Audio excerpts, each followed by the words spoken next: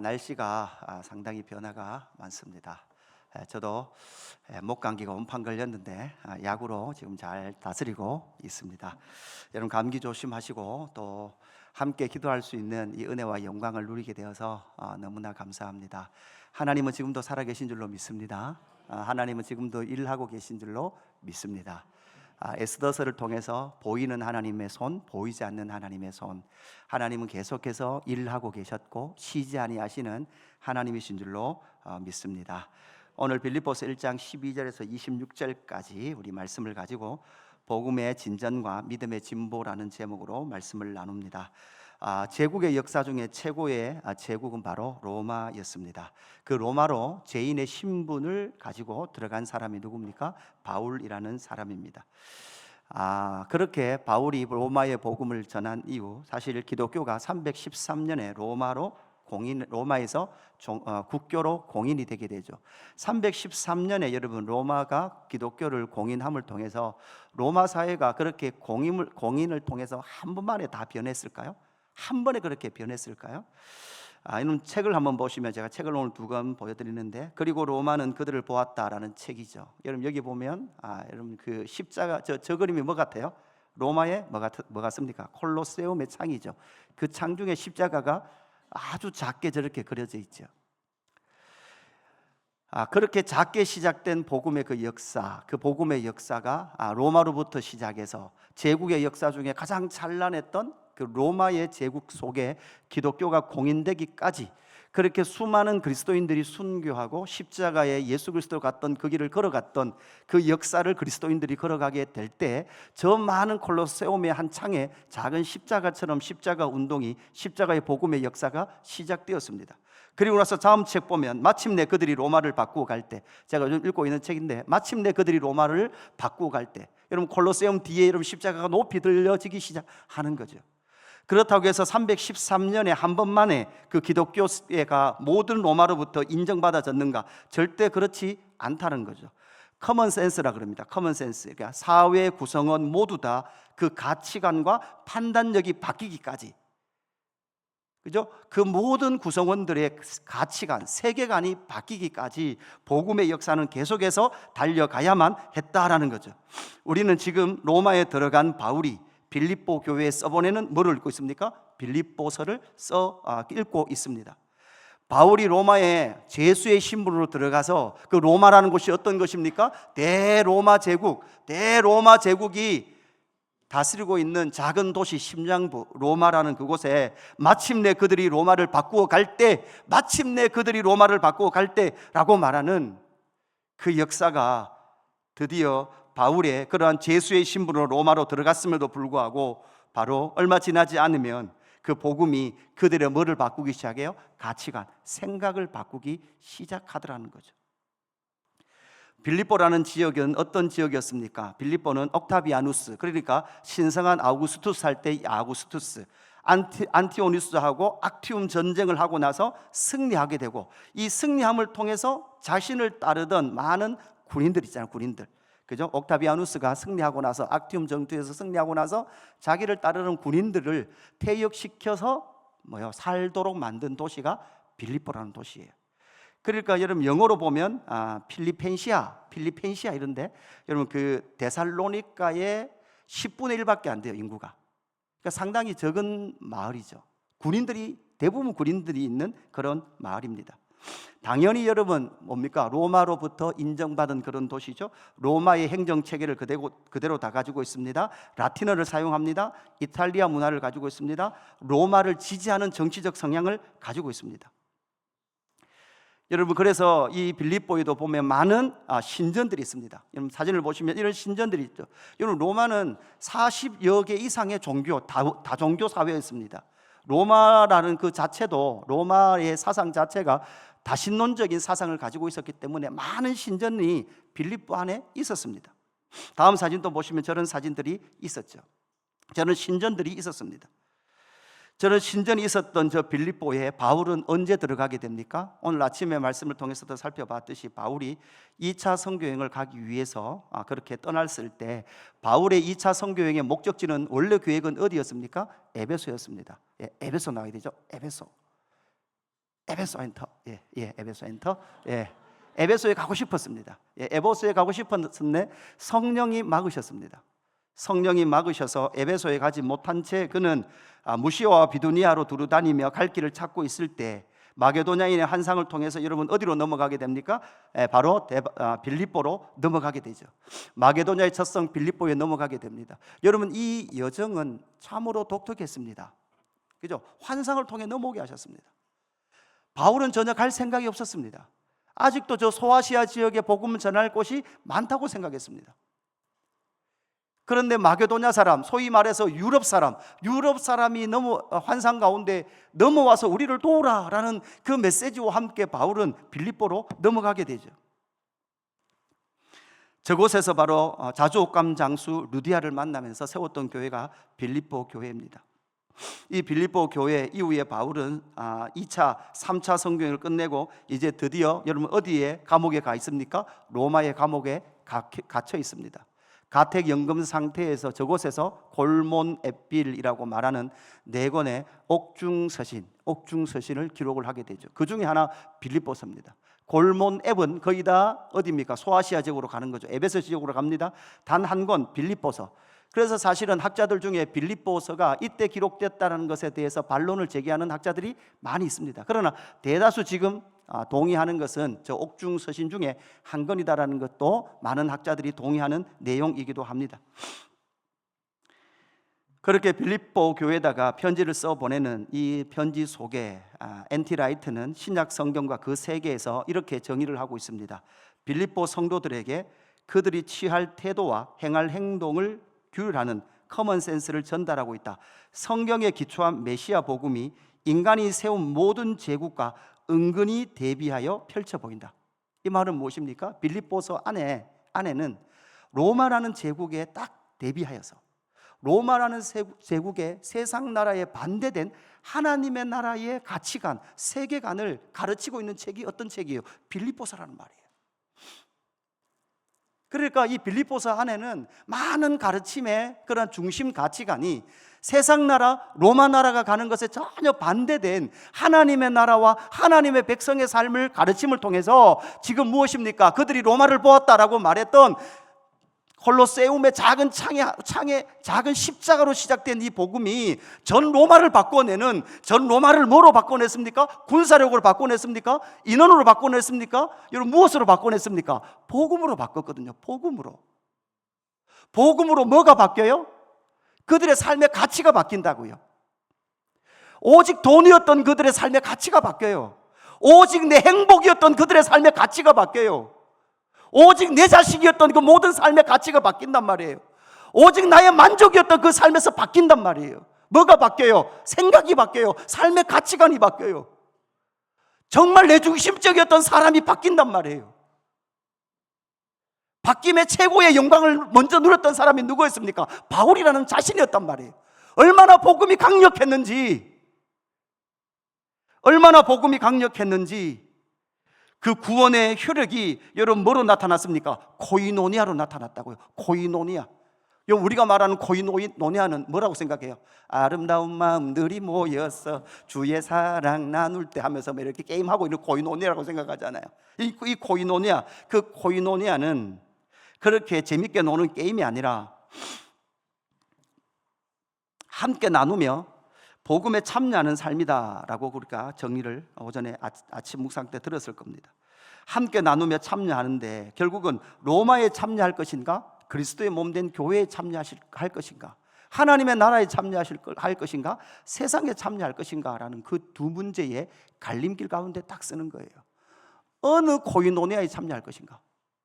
여러분 오늘 금요일이잖아요. 지금 이 시간에 여기 안 오시면 여러분 어디 계실 확률이 많아요? 집에 그냥 TV 보고 계시거나 아직도 음주 가무의 그러한 삶을 아직도 누리고 계시는 분들은, 그죠? 음주 가무의 그 세상 가운데 계실 수 있는 확률도 있는 거죠.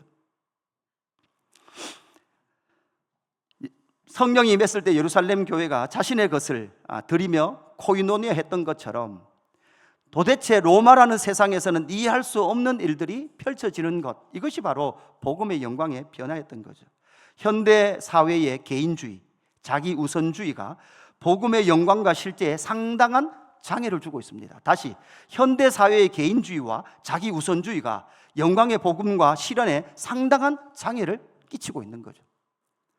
현대 개인주의, 자기 우선주의가 뭡니까? 내가 가기 싫으면 그만이지 뭐. 내가 하기 싫으면 그만이지.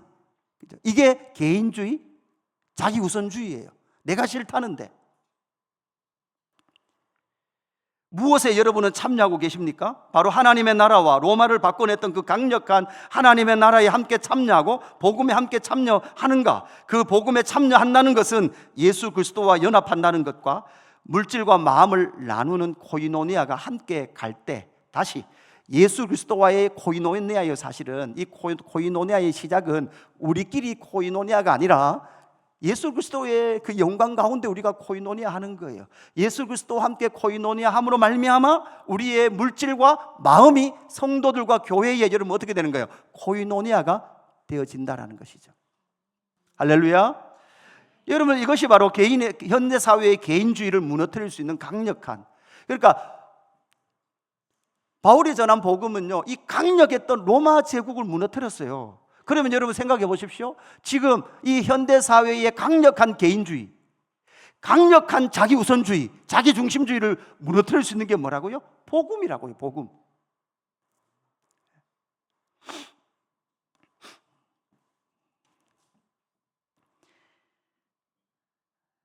그래서 이 복음의 진전과 믿음의 진보가 교회 공동체 안에 일어날 것을 바울은 권면하고 있습니다. 지금 바울은 로마 감옥에 투옥되어 있습니다. 빌립보 교회는 바울이 복음 전하는 일에 늘 참여했던 교회였습니다. 앞에서 살펴본 것 같이 그리스도와 연합했고 삶의 전체가 복음과 함께 나눠 사는 그러한 삶을 살았습니다. 이것이 복음의 진전과 믿음의 성장을 가져왔나라고 바울은 12절 그리고 25절에서 고백을 하고 있습니다. 우리 같이 한번 봉독할까요? 12절 25절 화면을 보고 시작. 형제들아, 내가 당한 일이 도리어 복음 전파의 진전이 된 줄을 너희가 알기를 원하노라. 내가 살 것과 너희 믿음의 진보와 기쁨을 위하여 너희 무리와 함께 거할 이것을 확실히 아노니. 아멘.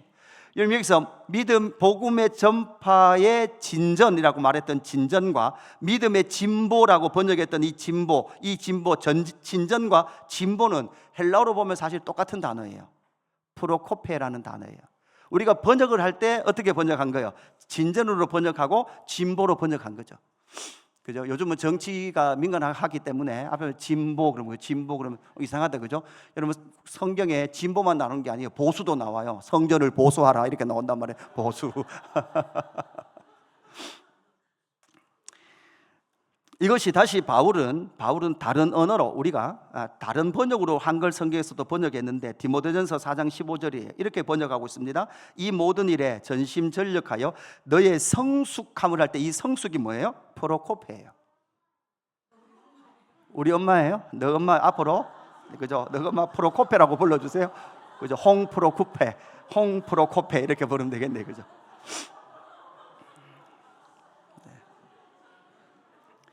예, 그래도 뭐 그저 미숙이라는 이름도 있고 뭐 안성숙도 있어가지고 그래도 홍성숙은 좀 나은 것 같습니다, 그죠? 그러니까 같은 단어입니다, 그죠? 우리가 번역을 이렇게 한 거예요. 성숙, 진보, 그죠? 진전 이렇게 번역을 한 거죠.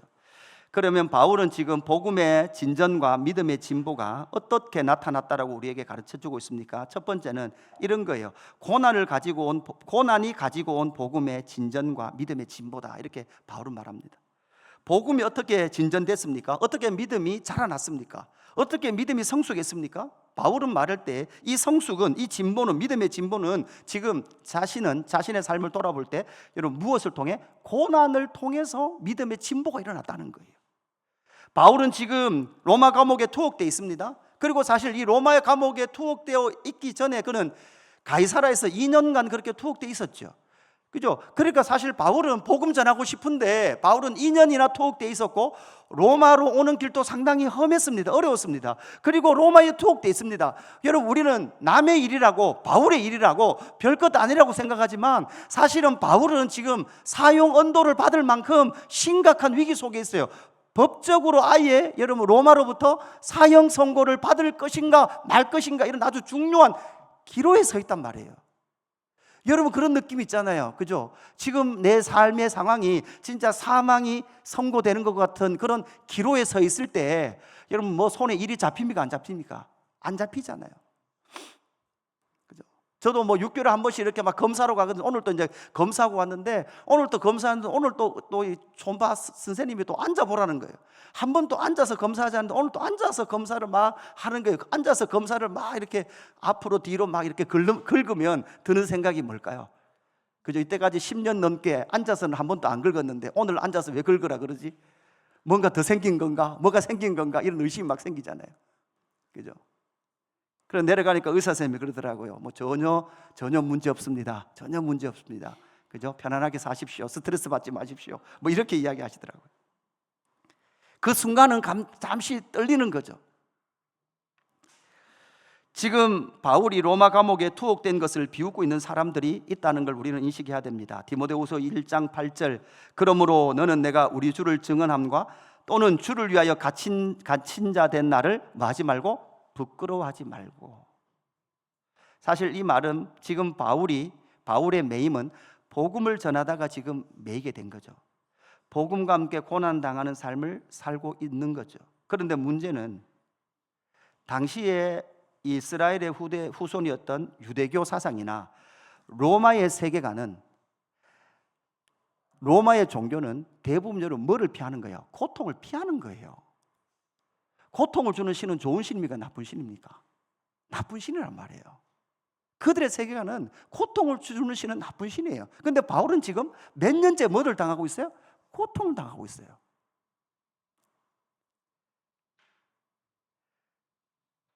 고통을 수치나 신의 진노라고 생각하고 고안해낸 종교적 산물, 그 산물 안에 로마 사람이 살았단 말이에요. 그래서 지금 바울이 저렇게 고난당하는 것은 지금 부끄러운 일이다라는 생각이 여러분 어디까지 밀고 들어와요? 교회까지 밀고 들어오는 거예요. 이런 거죠. 유별스럽게 예수 믿을 필요 있는가? 나는 과연 어떤 예수를 만났고 어떤 소명 앞에 살아가고 있는가? 꼭 저렇게 유별스럽게 할 필요가 있는가? 오늘 우리 학교 여러분 그 기도 운동 있잖아요. 학교 기도 운동. 우리 애들 물어보면 아이고 목사님 꼭 그렇게 학교에서까지 그럴 필요가 있습니까? 우리 수요일 날 직장인 예배 드리는데 제가 그거 가지고 한참 몇 주 동안 설교했어요. 우리는 꼭 직장 다니면서조차 이렇게 예배를 드릴 필요 있는가? 우리는 수요일 날 이 점심시간에 이렇게 꼭 왜 모여야 하는가? 라는 것에 대해서 말씀을 나눈 적이 있었어요. 대부분 종교를 가지는 이유는 무엇입니까? 고통을 피하기 위해요. 그런데 바울은 지금 고난이 복음의 진보와 믿음의 진보를 일으켰다, 그렇게 말을 하고 있는 거죠. 바울은 하나님으로부터, 아니 예수님으로부터 부르심을 받을 때 어떤 부름을 받았습니까? 사도행전 9장 15절 16절, 이건 제가 많이 했기 때문에 잘 아는 말씀일 거예요. 같이 봉독해 보십시다. 시작.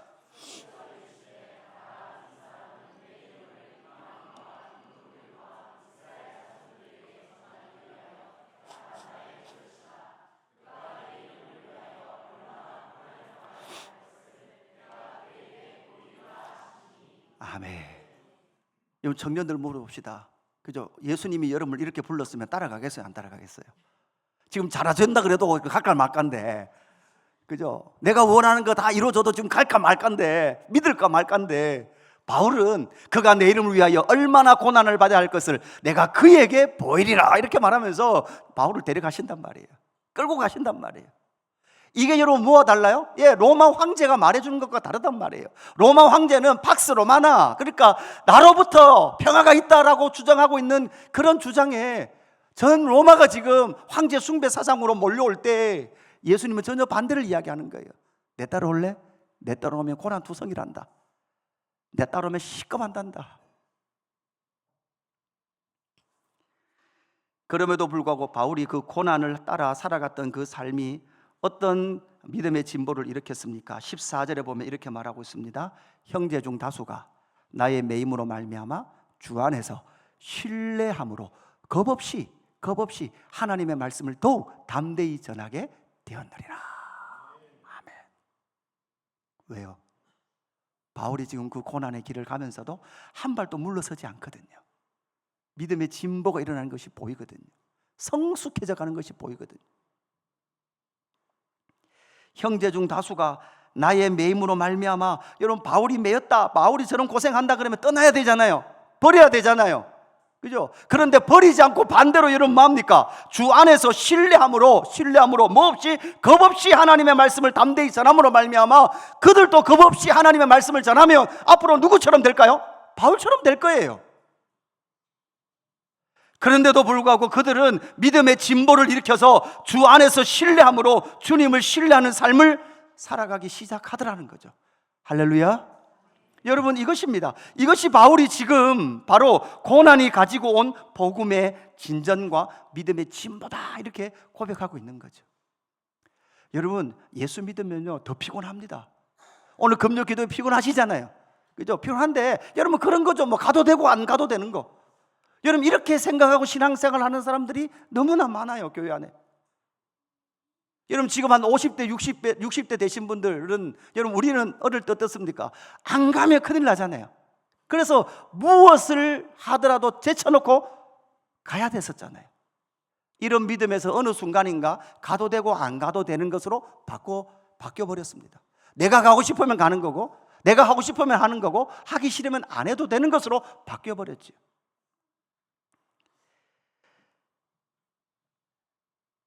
바로 이 고난 가운데서도 바울은 복음의 진전과 믿음의 진보가 일어났다라고 고백하고 있습니다. 두 번째는 투기와 분쟁 속에서도 복음의 진전과 믿음의 진보가 일어났다라고 말하고 있습니다. 오늘 본문에서 바울이 빌립보 교회에서 보내는 중요한 목적 하나가 등장하는데, 어떤 이들이 등장합니다. 어떤 이들. 빌립보 교회나 지금 바울 주변에 어떤 이들이 등장을 하는 거죠.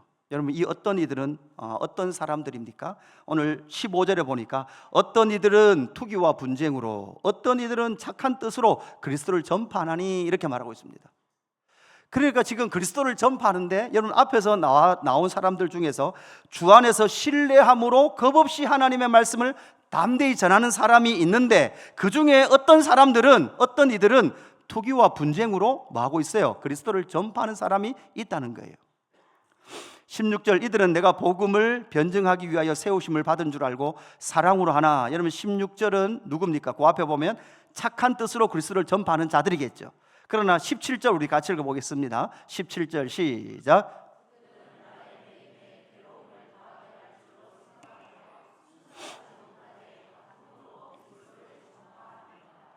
이 17절에 있는 사람들은 어떤 사람들일까요?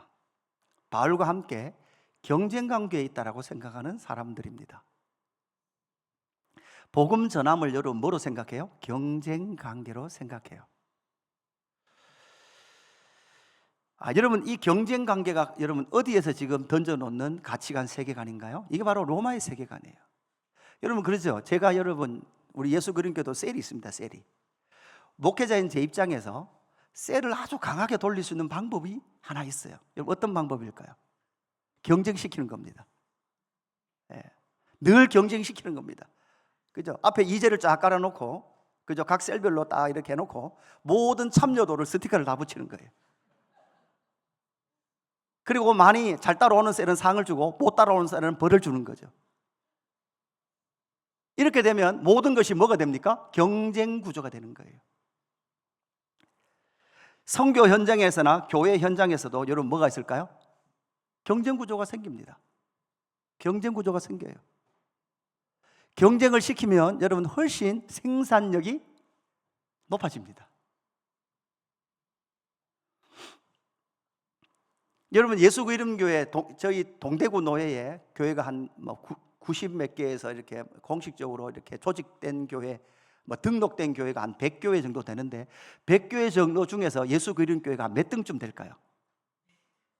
그러면 여기 몇 등이라는 걸 어떻게 책정을 해요? 시험을 쳐요? 뭐를 해요? 그죠? 몇 번째 가는 교회 좀 될까요? 그죠?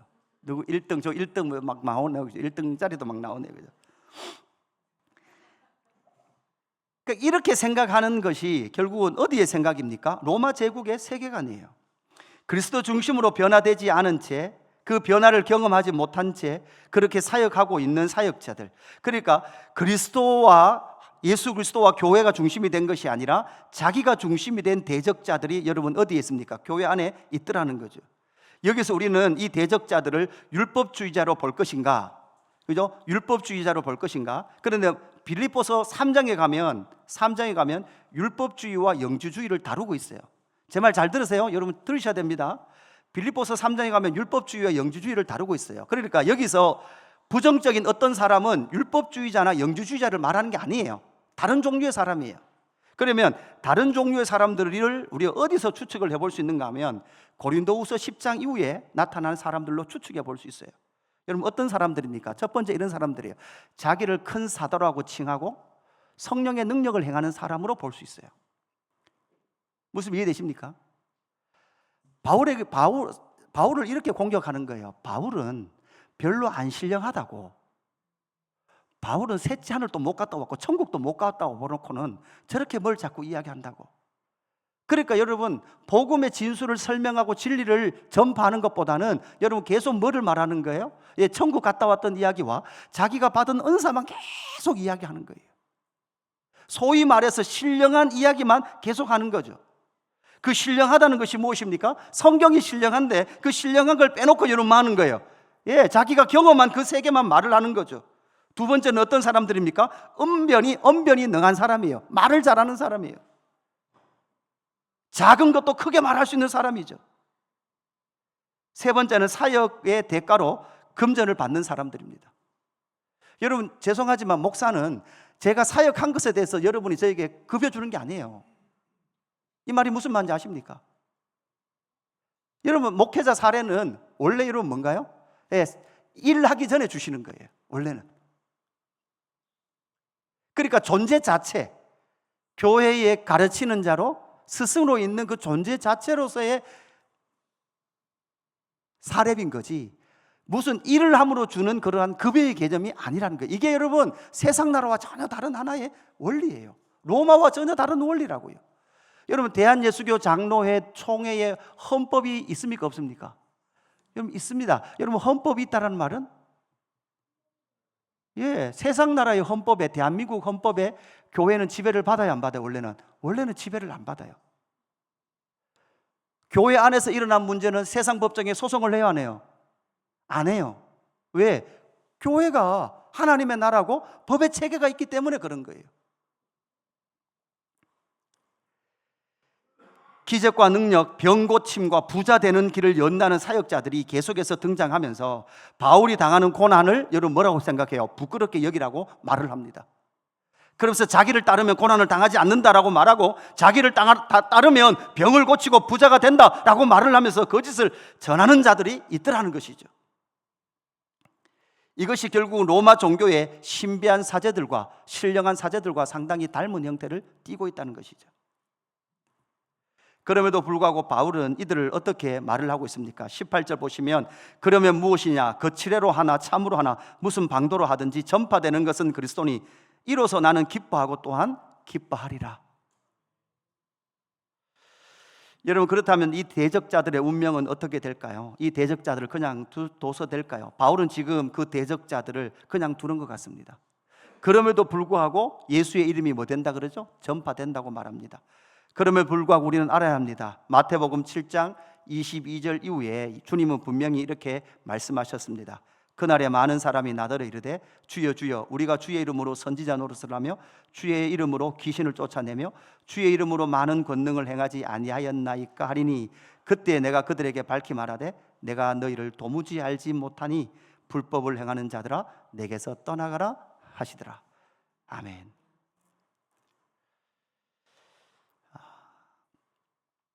우리는 절대 이런 유혹에 넘어져서는 안 됩니다. 여러분 우리 삶에 당연히 여러분 고통이 있습니다. 믿음의 진보가 있기 위해서는 우리 삶에 죽을 것 같은 그러한 어려운 일들이 있을 거예요. 여러분 이럴 때 여러분 뭐가 찾아옵니까? 달콤한 유혹이 찾아옵니다. 거짓 복음이 우리를 유혹합니다.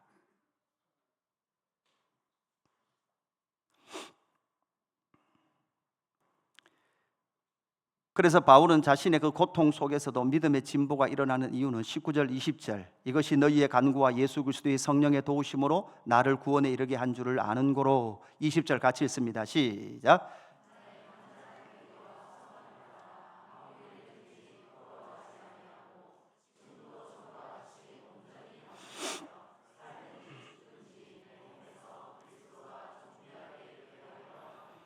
아멘. 그죠? 오직 그리스도가 내 몸에서 존귀하게 되기를 원하는 거죠. 자신의 존귀함이 아니에요. 자신의 무슨 실력이 아니에요. 성령의 어떠한 나타남 이전에 그리스도가 내 안에 존귀하게 되기를 원한다라고 고백하고 있는 거죠. 세 번째, 바울은 자신의 안위보다 갈망하는 복음의 진전과 믿음의 진보다, 이렇게 고백하고 있습니다. 자신의 안위보다 바울이 갈망하는 건 뭡니까? 복음의 진전과 믿음의 진보예요.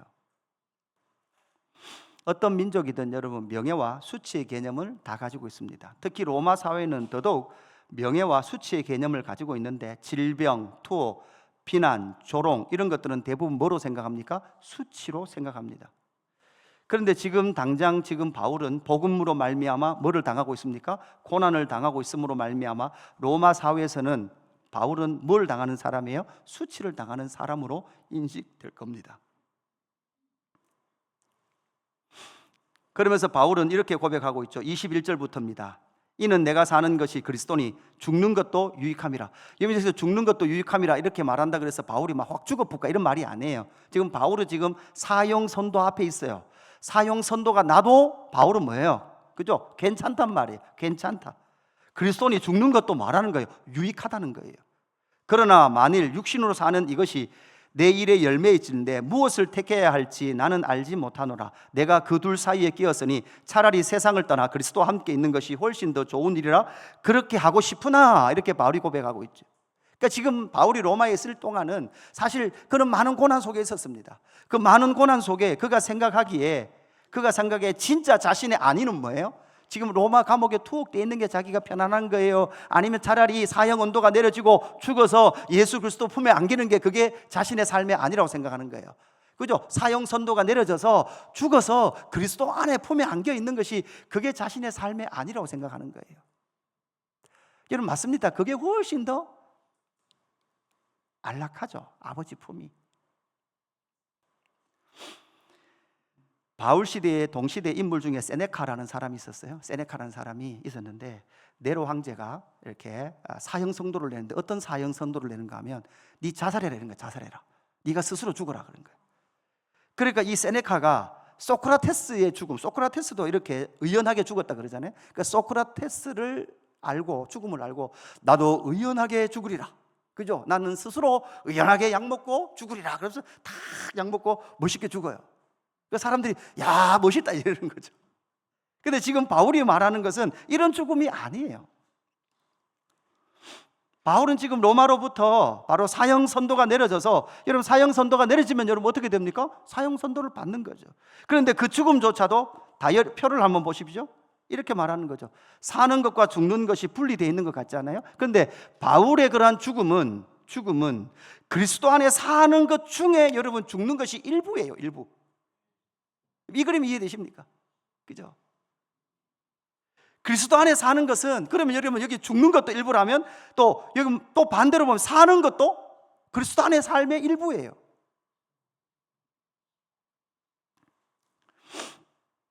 바울은 사실 이때부터 바울이 이전에 쓴 편지, 특별히 아주 초창기 때 썼던 데살로니가, 여러분 생각해 보세요. 데살로니가에 보면 이제 전서과 후서에 보면 휴거 같은 거 나오죠. 주님의 재림 기사가 나오죠. 그때 여러분 바울이 초창기에 썼던 작품 편지의 재림의 개념은 이게 아주 많아요. 예수님이 다시 오심에 대한 재림 개념이 상당히 많아요. 그 말은 초창기에 바울이 고대했던 이 종말의 개념은 예수 그리스도의 재림이 빨리 오는 거였어요. 그런데 바울의 뒤에 노년의 삶의 편지를 읽어보면 예수 그리스도의 재림으로 말미암은 종말보다는 뭐에 많은 비중으로 넘어가는가 하면 개인적 종말로, 개인적 죽음의 종말의 비유로 많이 넘어가요. 그래서 결국은 예수 그리스도의 재림의 종말과 개인 성도의 죽음의 종말이 하나로 통합된 이미지가 바울의 머릿속에, 신학 속에 들어오게 되는 거죠. 그래서 25절 이렇게 말합니다. 나는 죽어서 그리스도 안에 사는 그 안위, 그 평안함 속에 들어가는 것이 훨씬 좋겠으나 내가 살 것과 내가 살아야 되는 이유와, 이 말이에요. 내가 살아야 되는 이유와 너희 믿음의 진보와 기쁨을 위하여 너희 무리와 함께 거할 이것을 확실히 아노니, 이렇게 말하고 있죠.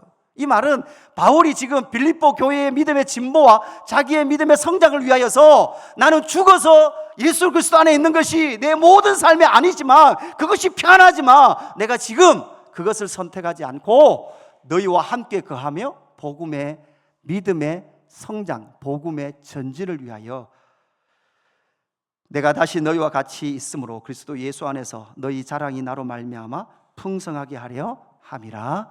아멘.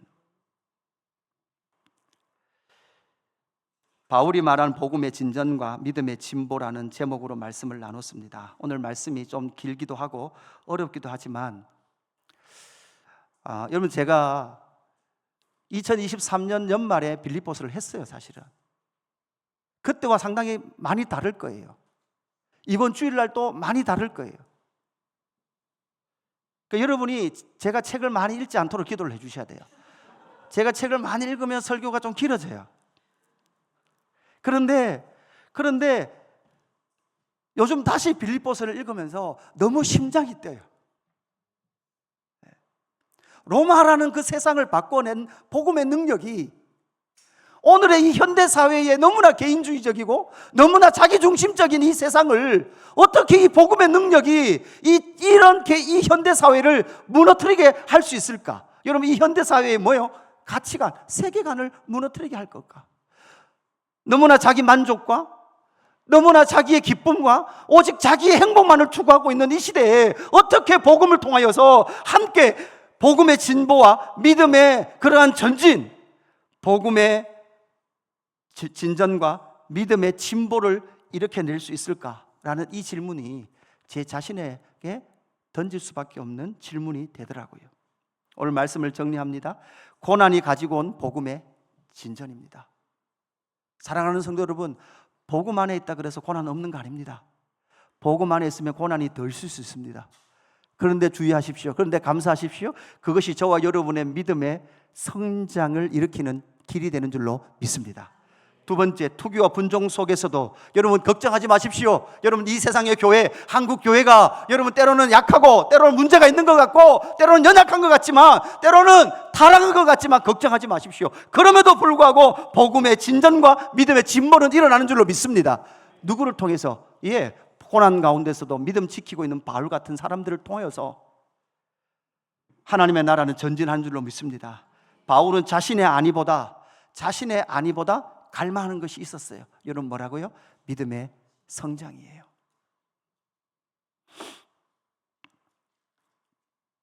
이 찬양하겠습니다.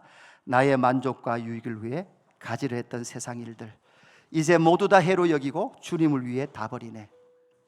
우리가 첫 번째 고백해야 될 고백은 바로 이 고백입니다. 나의 만족과 유익을 위해 가지려 했던 세상 일들 이제 모두 다 해로 여기고 주님을 위해 다 버리는 저와 여러분 되기를 주님의 이름으로 축복합니다.